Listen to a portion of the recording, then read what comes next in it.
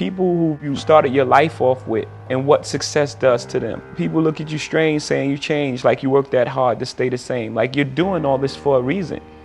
And what happens most of the time, people change. People change around you because they start treating you different because of your success. So you are changing. You don't change who you are, the core of who you are, the things you believe, the things you love, and the things you die for, and your principles. You don't change that, but you're going to change who you are. You're going to change. You know, you can't do the same things that you can't hang on the corner. Some people may not be comfortable with that. And then it deals with the other side of success, how people look at you when you're successful. Media medals, people sue you, settle. Every step you take, they remind you get. So no matter how far you are, you still have that stigma on you of where you come from when you walk inside the door. Even if you have a tuxedo on, it's like, oh yeah, that's the guy who used to be this and did that. Most kings get their head cut off. I mean, in war, battle, and in life. At the end of the day, you've achieved everything you want. You've made it to the top of the throne, and at the end of the day, you just get your head cut off. That meant most to me, and always, you know, coming up, I always believed in the way you live your life, you affect the outcome of your life, you know, calm and everything. So I just would want to be remembered as a very honest and straight up guy. You know, I'm pretty much a mirror. You know, if someone's cool with me, like energies attract, right? You give off energy, you get that energy back. So just a person that was of the utmost integrity, you know, honest, very hardworking, and someone who really cared about the culture.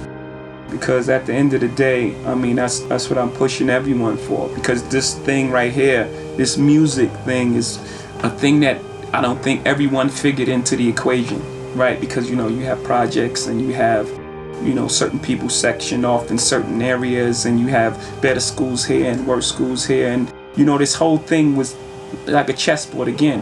This whole thing was set out a certain way. And then rap music came, and it turned everything around. It just threw every equation that was factored in already. It just threw that thing for a loop. So I have a responsibility to the culture as well. Things don't happen to you, they happen for you. That's life. Everything is life. It happens for you. Everything is for your greatest good. No matter what it looks like. I mean, you know, they say you want to make God laugh, tell them your plans, right? You can't control the future. I mean, you can control it up to some point. You can't control what others do. You can't control anything. Someone can run a red light, and that's the end of everything. You know, you only can control what you can control. Mm-hmm. So things don't happen to you, they happen for you. Now, I've been taught everything but emotional intelligence. You know, that's not what you're taught as a young man growing up in projects. You're taught to survive. Absolutely. You know, not getting stuck on a specific thing. It's whatever works for whatever situation at the perfect time. The idea really is to create these things and these foundations that you can pass on to the next generation, so we can get those opportunities that we spoke of earlier that we didn't get, you know, earlier, and they can build and take it even further. My hobby is ownership now. My hobby is realizing the rooms that I've been able to get into, the hands that I shake, and the personnel that I'm around. I don't take that for granted. Are you just supposed to shake their hands? Or are you supposed to make more of those moments? That's what we don't do enough of. Our culture is caught up in the cool. Our culture is caught up in what we are. And you don't realize the reason why the other side has worked so long and why they're so successful is because they figure out how to hold on to the handshake. They hold on to the handshake. We minimalize the opportunity to grow and be around and be a part because we're so self-involved where real wealth and opportunities are built. I now do, and my priority is that. So the way you talk about me when I made that decision, my new decision is to focus on that.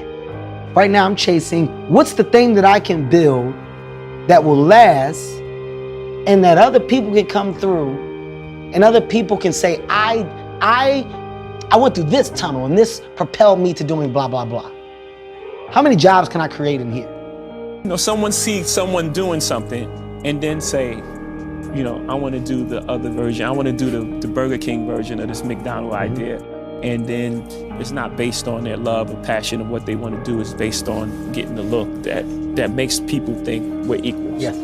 And we got to get out of that space, obviously, you know, as a people, and really lean on each other and work and talk. And I think for some reason that's been the most difficult thing. And I think it's difficult because the assumption of egos from some of the biggest people that would be at that table of they'll probably never do it, or he'll probably never. There's an assumption of personnel and what that person may or may not do. But I think the correct table of men and women and just the will and want to do something together, it changes a huge narrative, and it's scary. Yeah. It's scary as to what we could actually do if we actually sat down. Yeah. You know, no one wants to lose control. It's like, is he getting more than me? Then this person's doing that. You know, but I think we're getting closer. Once we eliminate some of them barriers of like just so many people involved, you know, we can figure out a way to like really just like join together and do things. I was actually on a FaceTime with Ty today, Tata, and I was saying like, I don't think people realize that we just sit around all the time and like, can you believe this shit? Can you fucking believe it? I can't believe this shit. That I've been able to do. Just the place where we from and where we come from. Like everyone has that story, right? We all from tough locations, and that's just the way the world was set up. But just like the things that we were able to overcome and where we sit now today. I love people, you know, so I don't have that sort of thing like I want to vote Republican just to save more money. Right. That's not the end game. It's not about who got more money and who got more houses. Yes, you know, you've earned it, buy what you want, you know, but don't forget what's important. Without people, and being rich would be very boring. Right. No one to share with, no one to have, you know what I mean? Like, you just be a rich person, one person on the planet, just like, well, then what do you do? Because I have an obligation, going back to the story of OJ, is to further conversation of an entire race of people. Not me, all of us, but specifically me, since you're asking the question, is to open up dialogue. It's okay to think.